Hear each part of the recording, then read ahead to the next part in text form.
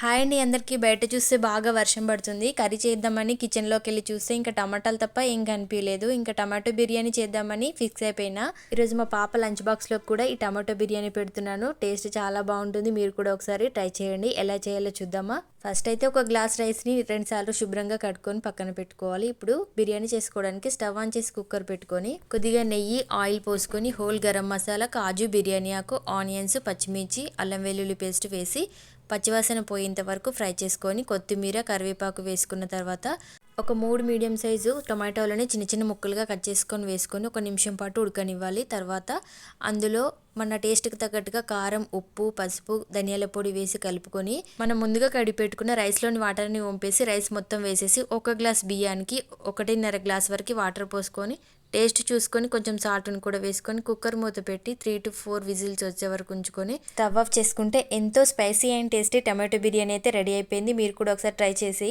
ఎలా వచ్చిందో చెప్పండి. మరో మంచి వీడియోతో మళ్ళీ కలుద్దాం. Thank you for watching.